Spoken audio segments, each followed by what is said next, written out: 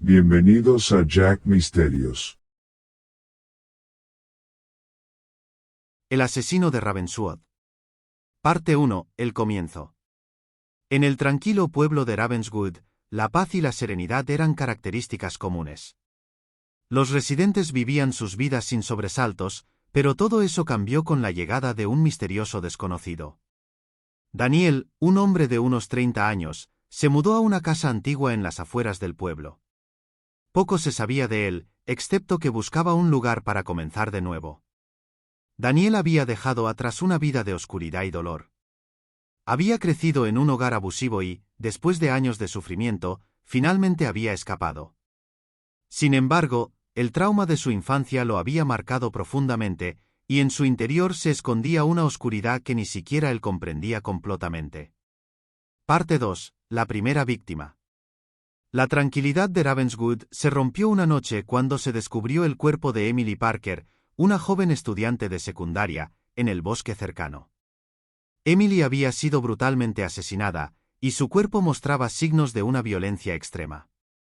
La noticia sacudió al pueblo, y la policía local, liderada por el sheriff Tom Harris, inició una investigación. Daniel, siendo el recién llegado, rápidamente se convirtió en el centro de las sospechas. Su comportamiento solitario y misterioso lo hacía parecer sospechoso, pero no había pruebas que lo vincularan directamente con el crimen. Sin embargo, en las sombras de su hogar, Daniel luchaba con sus propios demonios, incapaz de recordar lo que había hecho la noche del asesinato. Parte 3. El patrón. Las semanas pasaron, y otro cuerpo fue encontrado. Esta vez, era el de Samuel Turner, un hombre de mediana edad conocido por sus problemas con el alcohol. Al igual que Emily, Samuel había sido asesinado de manera brutal. La policía comenzó a notar un patrón en los asesinatos: las víctimas parecían ser personas vulnerables y solitarias. El miedo se apoderó de Ravenswood. Nadie se sentía seguro, y las calles se vaciaban al caer la noche. Mientras tanto, Daniel comenzó a experimentar extraños episodios de amnesia y visiones perturbadoras. Veía sombras moviéndose en su casa y escuchaba susurros en la oscuridad. Desesperado por respuestas, decidió investigar su propio pasado. Parte 4. El descubrimiento. Daniel descubrió viejos diarios y documentos de su infancia que revelaban la verdad sobre su familia. Su padre había sido un asesino en serie que aterrorizó a su ciudad natal antes de ser capturado y ejecutado. Su madre, incapaz de soportar la vergüenza, se volvió abusiva y cruel con Daniel. A medida que leía más, Daniel comenzó a darse cuenta de que había heredado la oscuridad de su padre. En un momento de desesperación, Daniel buscó ayuda en un psiquiatra, el Dr. Collins, quien comenzó a trabajar con él para desentrañar los secretos de su mente. Durante las sesiones, Daniel empezó a recordar fragmentos de los asesinatos, pero no podía estar seguro si eran recuerdos reales o productos de su imaginación perturbada. Parte 5. El asesino interior. La investigación del sheriff Harris avanzaba lentamente, pero la presión para encontrar al asesino aumentaba. Harris, sin pruebas concretas, decidió vigilar de cerca a Daniel. Mientras tanto, Daniel se enfrentaba a una creciente sensación de pánico y paranoia. Las visiones y los susurros se volvieron más intensos, y comenzó a temer que la oscuridad en su interior lo estuviera consumiendo.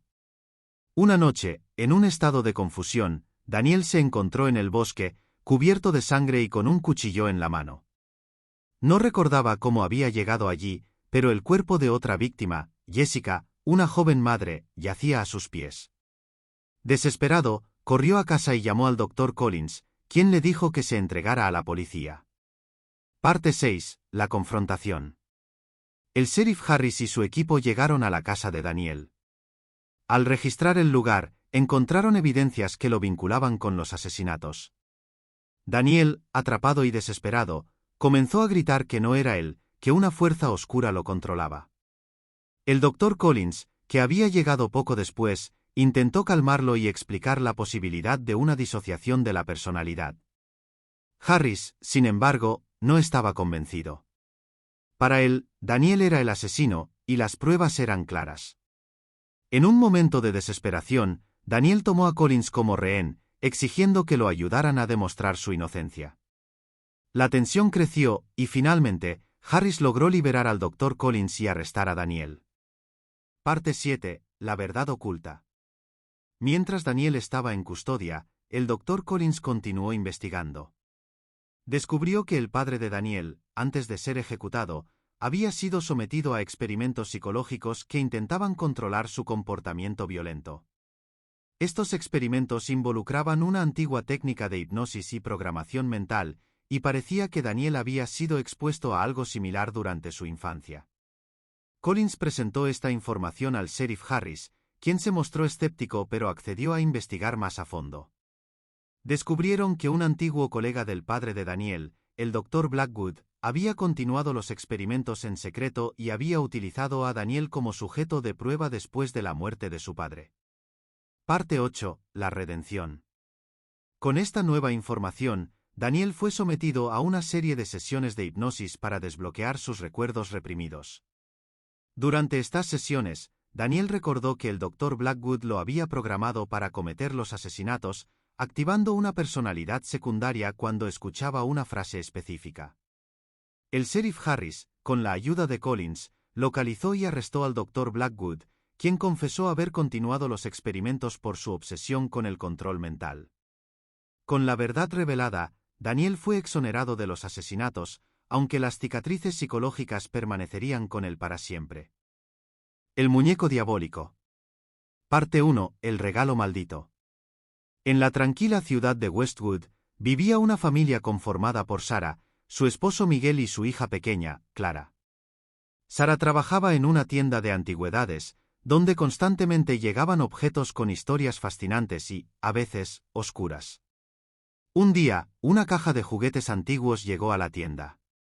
Entre ellos, Sara encontró un muñeco de aspecto peculiar, con una sonrisa torcida y ojos que parecían seguirte a donde quiera que fueras.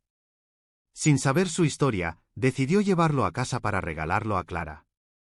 Clara estaba encantada con el muñeco y lo nombró Charlie. Esa noche, Clara colocó a Charlie en una silla junto a su cama y se quedó dormida abrazándolo. A medianoche, Sara se despertó al escuchar risas y susurros provenientes de la habitación de Clara. Entró, pero encontró a Clara profundamente dormida y a Charlie en su silla, inerte. Pensando que había sido su imaginación, Sara regresó a la cama. Parte 2. Los primeros signos. En los días siguientes, cosas extrañas comenzaron a suceder en la casa.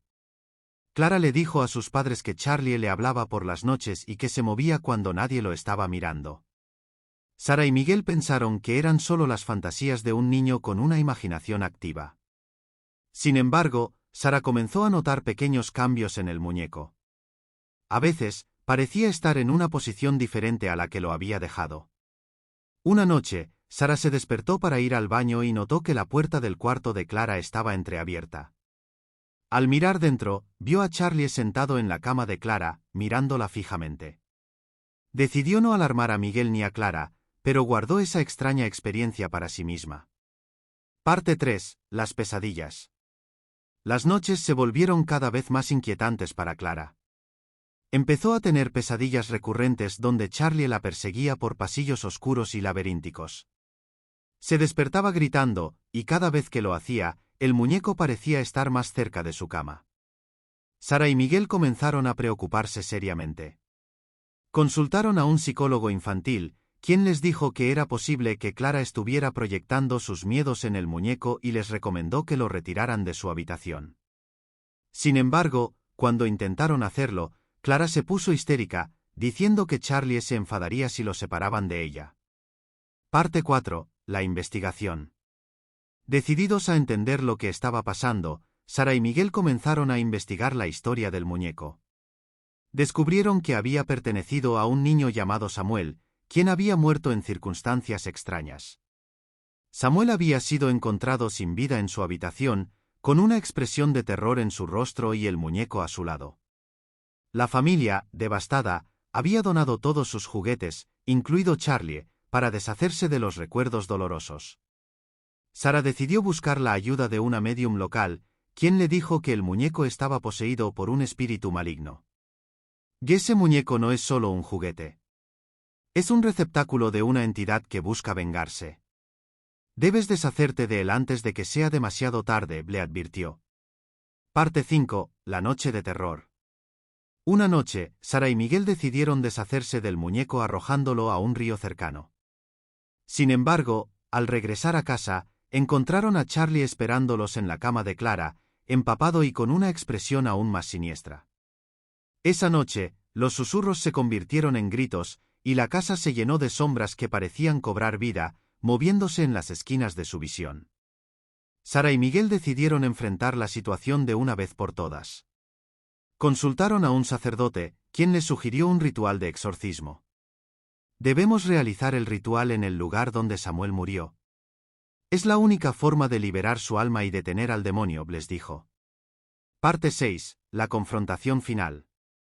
Juntos, llevaron al muñeco a la antigua casa de Samuel, que ahora estaba abandonada y en ruinas.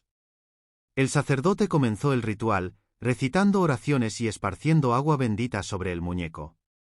A medida que el ritual avanzaba, Charlie comenzó a retorcerse y los gritos se hicieron insoportables. La casa se llenó de una oscuridad densa, y las sombras parecían cobrar vida, tratando de detenerlos. Con un último esfuerzo, el sacerdote completó el ritual, y el muñeco se prendió en llamas, emitiendo un grito final y desgarrador. La oscuridad se disipó y una paz inquietante llenó la casa.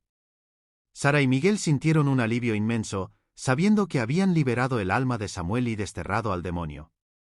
Parte 6. La confrontación final. Juntos, llevaron al muñeco a la antigua casa de Samuel, que ahora estaba abandonada y en ruinas. El sacerdote comenzó el ritual, recitando oraciones y esparciendo agua bendita sobre el muñeco. A medida que el ritual avanzaba, Charlie comenzó a retorcerse y los gritos se hicieron insoportables. La casa se llenó de una oscuridad densa, y las sombras parecían cobrar vida, tratando de detenerlos.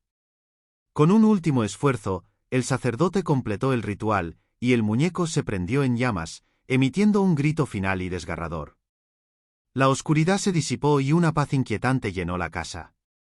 Sara y Miguel sintieron un alivio inmenso, sabiendo que habían liberado el alma de Samuel y desterrado al demonio. Parte 7. La liberación. Después de esa noche, la casa volvió a la normalidad. Clara dejó de tener pesadillas y los extraños sucesos cesaron. La familia intentó dejar atrás el incidente, aunque la experiencia les dejó una marca indeleble. Sara y Miguel sabían que siempre debían estar atentos a las señales de lo desconocido y a nunca subestimar el poder de los objetos antiguos que pudieran tener historias oscuras y espíritus atrapados. Mientras tanto, en algún lugar de un almacén oscuro, las piezas rotas de Charlie yacían inertes, esperando el momento adecuado para volver a la vida, porque el mal nunca muere tan fácilmente. Mi hermanastro. Antes de poder contarles bien cómo fue ese horripilante momento, tengo que explicarles algunos datos sobre mi vida para que puedan entender bien mi historia. Resulta que soy hija única, vivo con mi madre. Por el contrario, mi padre nos dejó cuando tenía solo 4 años, nunca le dio una explicación a mi madre del por qué, solo se marchó sin más. Ahora tengo 17 años y mi madre está de novia con un hombre. Esta persona de nombre, Gonzalo, parece ser agradable y siempre se supo comportar muy bien con mi familia. Solía traer a su familia consigo cada vez que venía de visita a nuestra casa. Él tenía 2 hijos, el menor se llama Martín y el mayor se llamaba Gabriel. Un día a Gonzalo y a su familia les ocurrió una horrible tragedia. La casa donde vivían fue víctima de un gran incendio y uno de sus hijos, Gabriel, se vio envuelto en las llamas. A pesar de los esfuerzos de más de 5 médicos, no fueron capaces de salvarle la vida.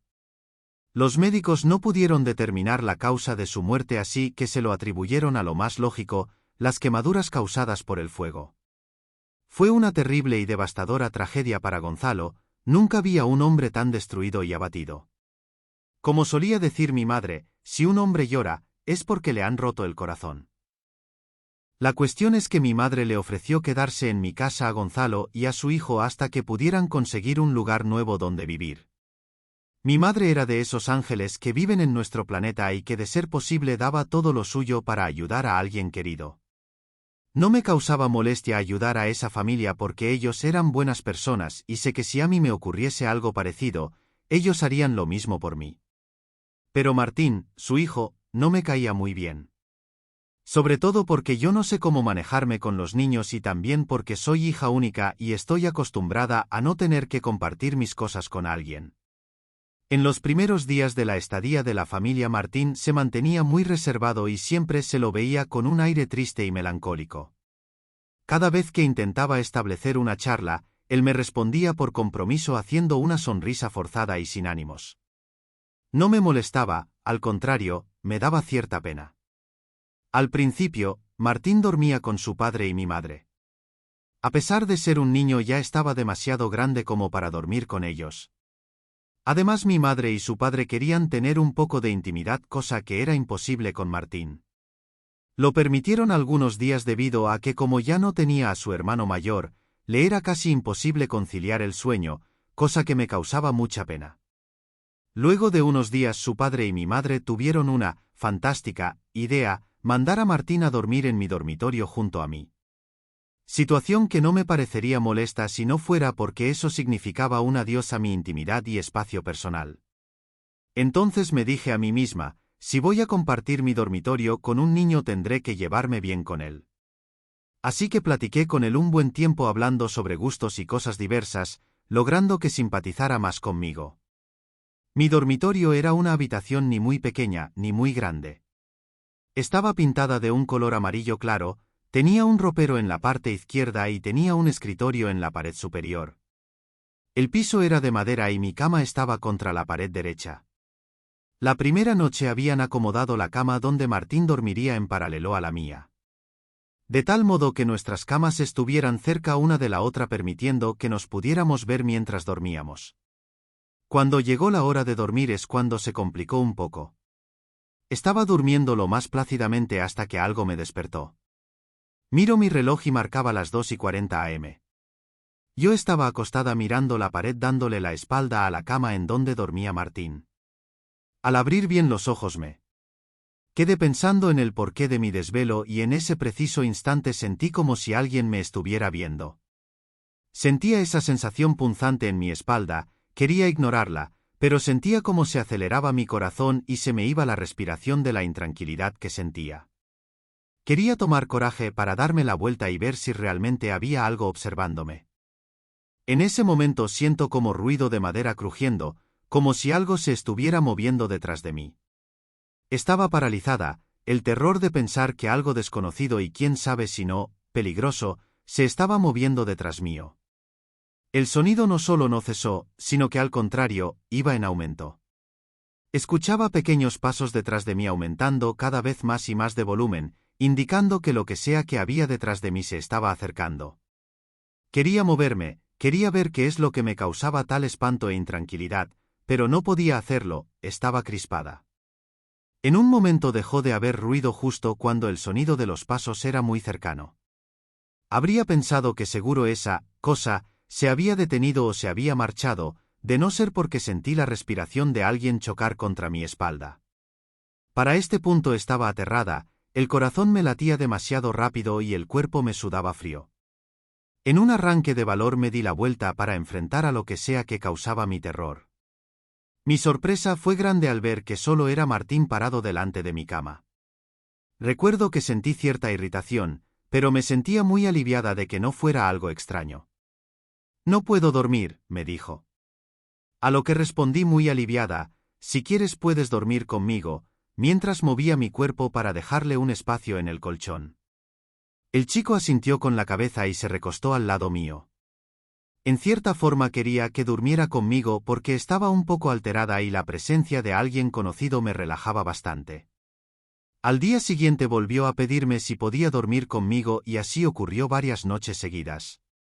Yo no soy una persona egoísta, pero ya empezaba a extrañar la comodidad de mi cama.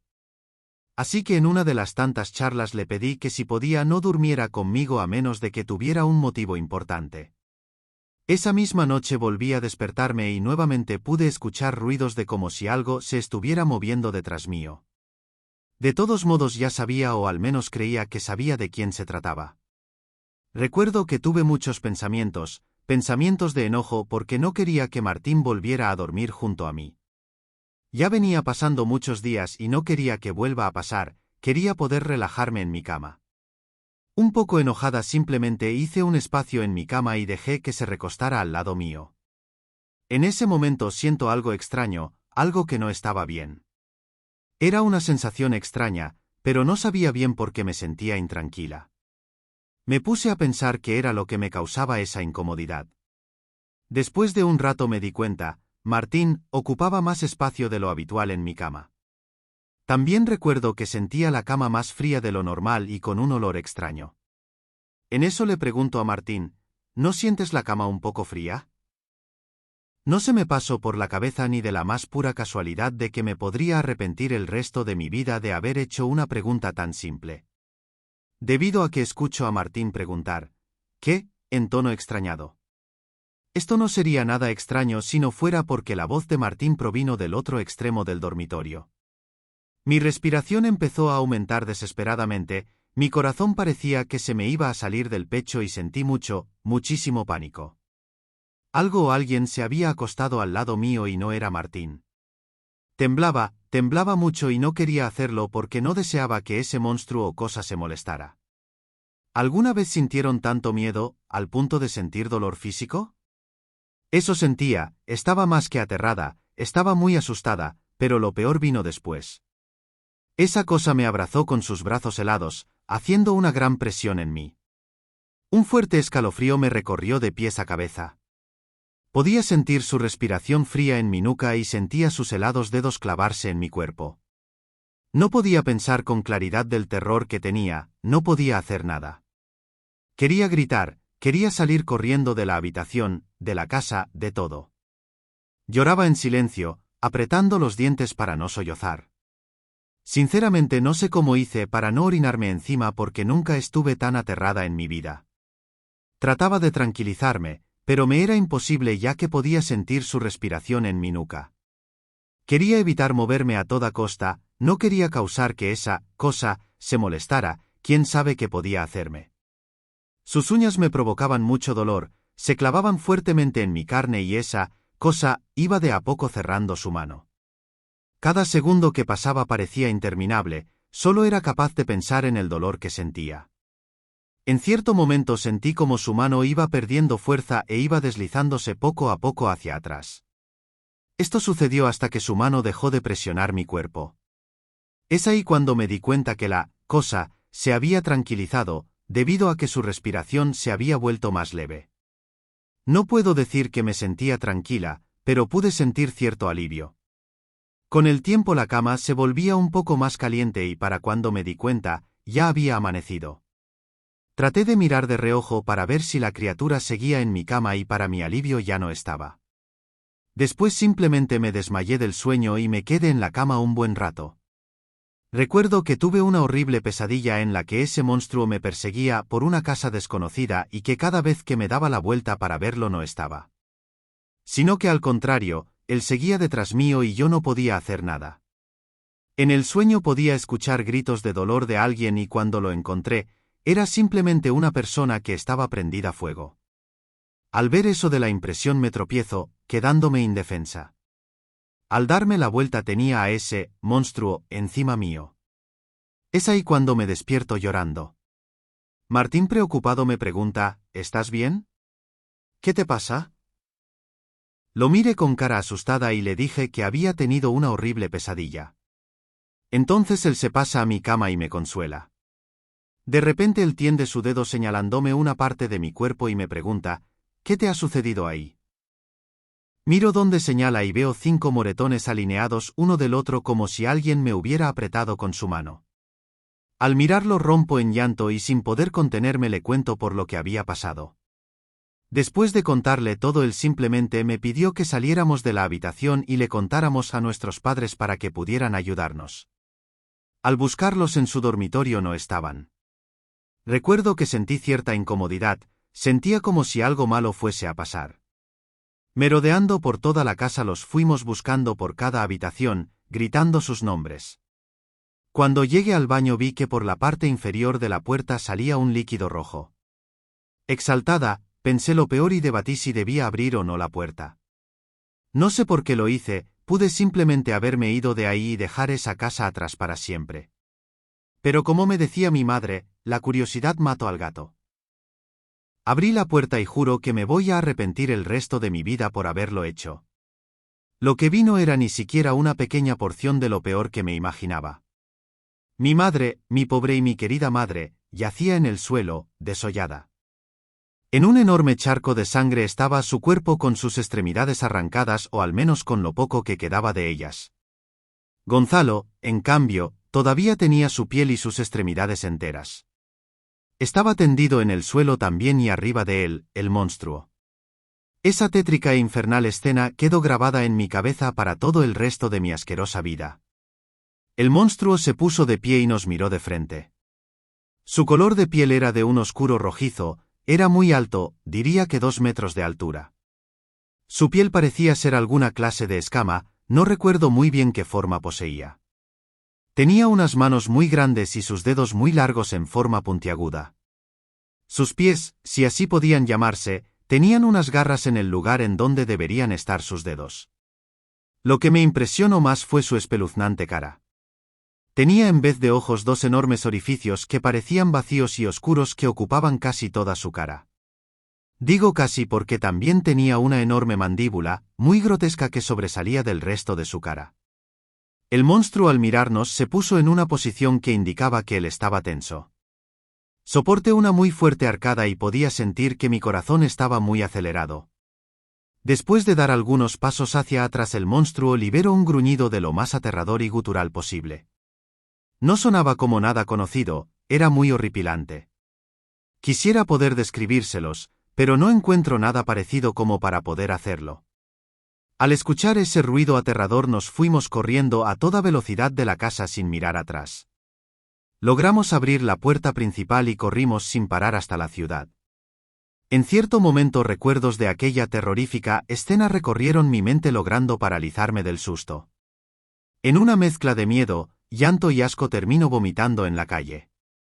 Martín asustado me pidió que siguiéramos para poder llegar a la policía. Cuando llegamos les dimos la explicación de que alguien había asesinado a nuestros padres, omitiendo los detalles de que el asesino era un monstruo infernal por miedo a que no nos creyeran. Viendo nuestro mal aspecto fueron de inmediato para nuestra casa, dejándonos en cuidado de ellos. Pasó mucho tiempo, quién sabe si 1 o 2 horas, hasta que los policías volvieron. Supuestamente nuestra casa se había prendido fuego y tardaron un buen tiempo en apagar las llamas. Los cuerpos de nuestros padres fueron recuperados y les hicieron un análisis. No hallaron la causa concreta de la muerte y como era de esperarse, se la atribuyeron al incendio. Actualmente ha pasado 1 año después de ese incidente, y tanto Martín como yo, fuimos al psiquiatra por mucho, mucho tiempo. Ya no soy capaz de conciliar el sueño y necesito de pastillas para poder dormir. Lo malo de estas pastillas me dan fuertes dolores de cabeza, lo bueno es que no tengo sueños ni pesadillas. A Martín le fue peor que a mí, él no mostró mejoría alguna y lo tuvieron que internar en un manicomio porque decía que el monstruo lo perseguía a todas partes. Mi psiquiatra me dice que para poder mejorar debería escribir todo lo que siento y pienso en un diario. Yo consideré esto como absurdo y no lo había hecho hasta hoy. ¿Por qué cambié de idea? Hoy recibí la horrible noticia de que Martín murió hace unos días. Dicen que no encontraron una causa específica, pero de todos modos concluyeron que murió quemado vivo por el fuego. Esto es debido a que el manicomio donde él estaba internado sufrió un enorme incendio. Tengo mucho pánico, tengo miedo de que ese monstruo me encuentre y quién sabe qué horribles cosas me haga. Ya no sé si las pastillas que tomo para dormir sean suficientes. Tal vez deba tomarme todo el frasco.